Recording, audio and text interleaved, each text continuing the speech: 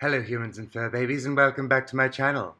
Today's introduction is slightly more unusual, as the puppy sounds and building next door makes it very difficult for me to film in daylight.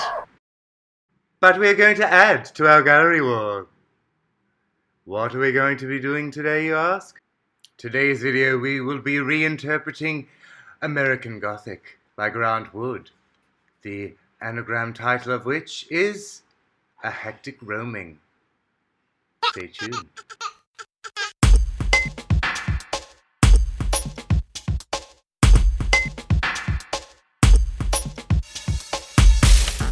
As mentioned by our host, today we're going to be doing American Gothic by Grant Wood. So there's a technique I've been wanting to do on my channel for a while, and I first saw this technique by an artist called Alexandra Dillon. I'll put her Instagram handle on the bottom. And essentially what she does is takes discarded household paintbrushes or irons or spades, and she paints portraits on them. So I have done some before, and I was going to do this on my channel and do it in a shadow box like this, but when I started the ITR Versus series I thought it'd be quite cool if the main characters in the American Gothic were the paintbrushes. So I've got these two paintbrushes to work with. The two central figures are actually father and daughter, not husband and wife. So this is going to be the father and this is going to be the daughter. Who's your daddy? So I'm going to paint the background as I did with the Scream and with Renee Magritte, and then I'll paint the portraits on the paintbrushes. I hope you try this technique because it's really fun. But let me do it with American Gothic so you can see how else you can do it besides putting it in a shadow box. As usual, I need to prep a board to build this whole thing up on. I'm just working out if the old crappy frame I've got is going to be big enough to fit in the paintbrushes and the fork to create the scene, which it does, so I'm happy about that. So now I'm just going to glue this old wooden frame to a bit of plywood that I have, peg it all down and let it dry.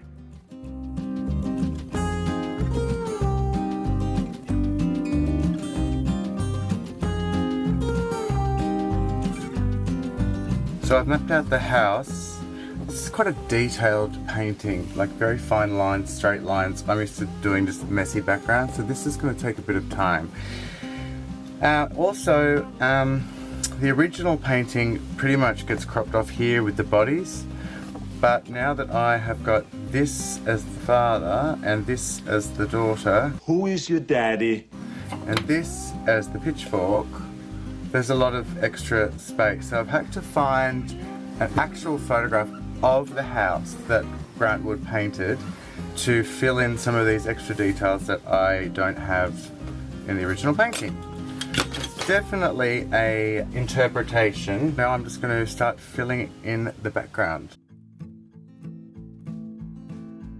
We're looking at Grant Wood's American Gothic from 1930, which more than any other painting has come to represent America and middle America and small town America for many people. Wood said that this was a father and a daughter, but we know that the models were his dentist and his sister. So in some ways it depends on which side of the political spectrum you're on. If you're a city person, you think that he's mocking the people who live in the Midwest, and if you're a Midwesterner, you think, oh, he's one of us and he captured who we are. Although the opposite could also be true. The Easterners perhaps looked at these Iowans represented in this painting and said, ah, that's what they're like.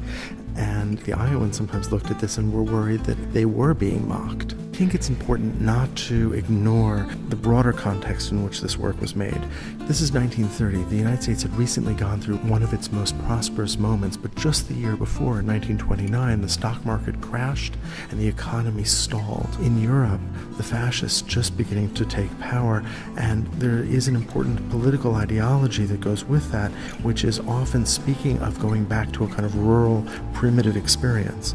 And so some art historians have looked at this American scene painting and seen a kind of echo of anti-internationalism that was seen as very dangerous and in a sense the root of European fascism. I suppose like patriotism itself, this painting has been read in a whole bunch of different ways. And I think it's important to embed this painting in not only the artist's biography, but also the historical moment in which it was made.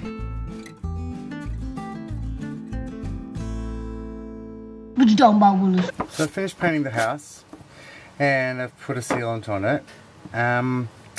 Definitely an adaptation, a lot more detailed in the original. These are my two figures. I've cut them off. So one's going to go here, Papa, daughter, pitchfork. First I'm going to work on these two. After doing a really basic face shape and working out the proportions of where the eyes, the nose and the mouth are going to go, I mixed the darkest colour first to lay the base for the faces. So I'm doing a darker colour for the father because he's a farmer working outside, so I made his skin a bit darker. And then I lightened the same skin tone to colour in the daughter's face.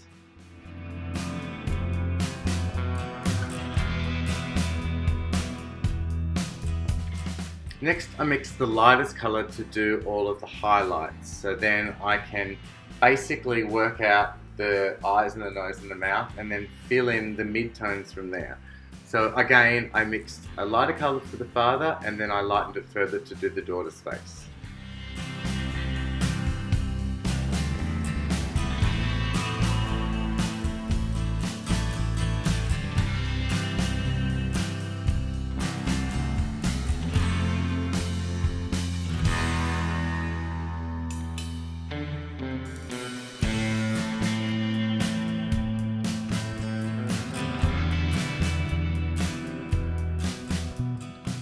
Using the midtones, I fused the highlights and the base colour together to blend it in a little bit more.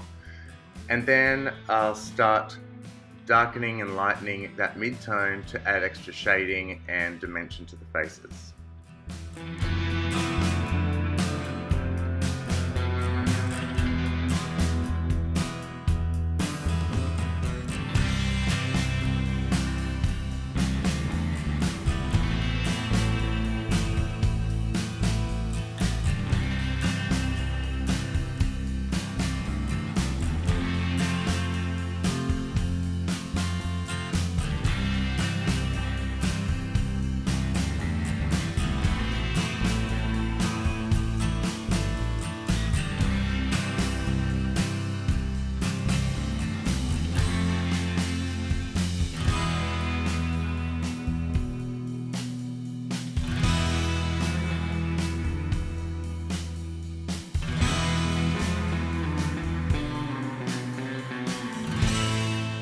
When the last layer is dry, I'm going to go in with a soft pencil, a 6B pencil, so I don't scratch the paint, and draw in the facial details so then I can basically paint over it so it's easier and I don't have to try and be a painter because I'm not a painter. I'm an artist, but I'm not a painter.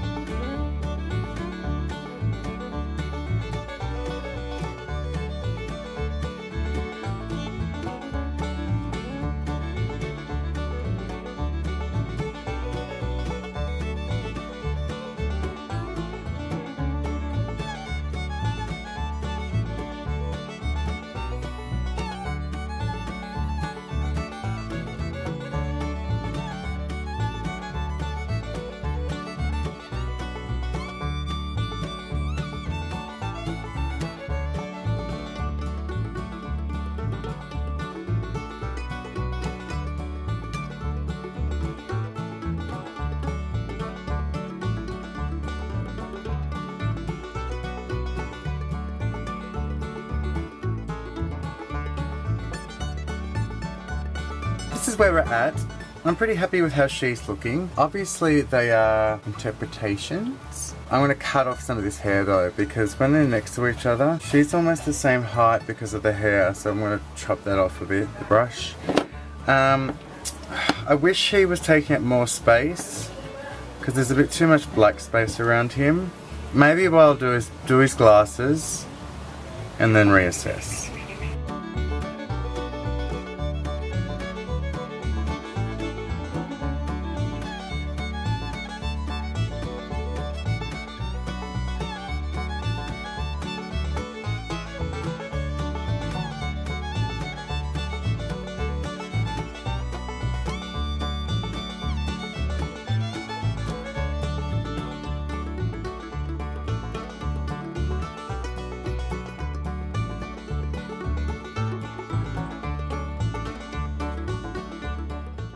For the pitchfork, I've taken an old kitchen fork and I've flattened it out with a hammer, and I'm just taking my grinder to lengthen the gaps between the prongs. I'm also going to cut the prongs off a little bit and cut down the handle.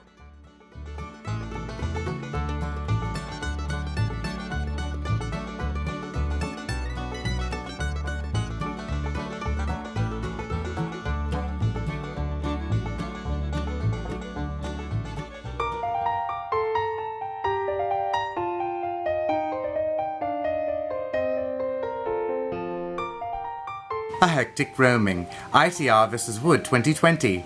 Woodboard, wood blinds, paintbrush, fork, acrylic paint.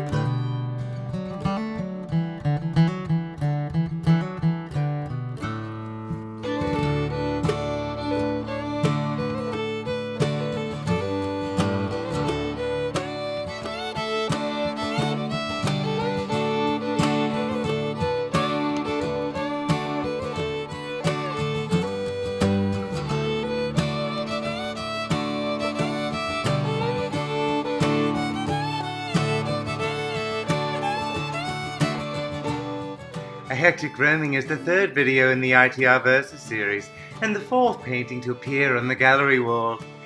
Please remember to comment below if there's a painting you would like to see ITR interpret. A hectic roaming was actually a subscriber's request. And as always, hit the subscribe button down below. We look forward to seeing you next time on the ITR Versus series on the Inside the Round channel.